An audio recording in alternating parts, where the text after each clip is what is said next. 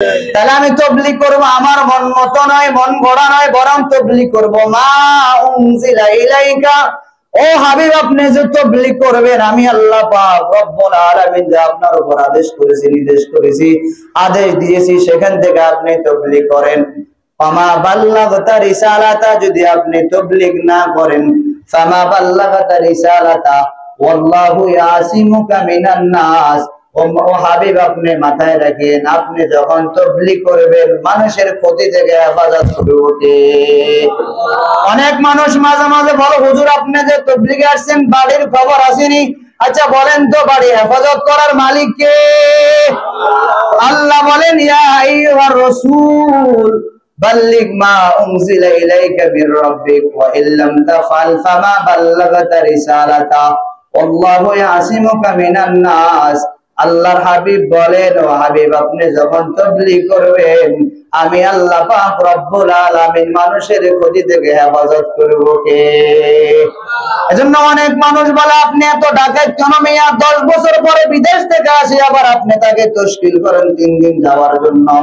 আচ্ছা বলেন তো, পৃথিবীতে এমন কিছু মানুষ সমাজে পাওয়া যায় 20 বছর বিদেশ ছিল, হঠাৎ করে আব্বা যখন বিদেশ থেকে বাড়িতে রওনা হলো, বাড়িতে আসলো, আসার পর যখন নাকি সন্তান ওই আব্বাকে আব্বা বলে ডাকে, অথবা সন্তান যখন আম্মা বললে এটা তোমার আব্বা, সন্তান বলে না না এটা আমার আব্বার হতে পারে না, এটা অন্য একজন পুরুষ।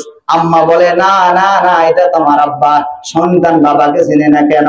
ওই যে আব্বা 20 বছর পর বিদেশ থেকে আসলো। আচ্ছা দুনিয়ার কোন মানুষ কারো থেকে ফতুয়া তালাশ করছেনি?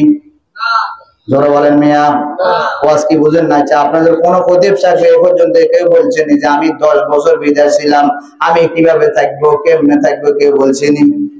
বলেন বলছেনি? যখন 3 দিনের কথা বলা হয়, 1 চিল্লার কথা বলা হয়, 3 চিল্লার কথা বলা হয়, তখন ফতুয়ার বিষয় আছে। হুজুর আচ্ছা বলেন তো, স্ত্রী রাখিয়া, ছেলে সন্তান রাখিয়া, বাড়িঘর রাখিয়া, গরু ছাগল রাখিয়া, দোকানপাট রাখিয়া এই লোকটা কেমনে 40 দিন থাকবো? আচ্ছা বলেন তো, লোকটা যে 20 বছর বিদেশ ছিল, কোনো ফতুয়া ছিল না, তাহলে লোকটা যদি 1 চিল্লার জন্য যায়, দিন অর্জন করে, দিন শিখে, দিন শিক্ষা করিয়া জান্নাতি ওয়ালা হবে, জাহান্নাম থেকে বাঁচানো হবে, এই লোকটা কি ভালো কাজ করছে না খারাপ কাজ করছে?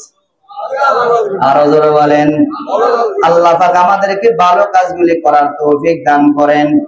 নবীজি বলেন, ক্বালা রাসূলুল্লাহ সাল্লাল্লাহু আলাইহি ওয়াসাল্লাম বাল্লিগু আন্নী ওয়ালাউ আয়া। আল্লাহর হাবিব রাহমাতুল লিল আলামিন বলেন, আমার পক্ষ হইতে একটি বাণী হইলেও পৌঁছায়া দাও।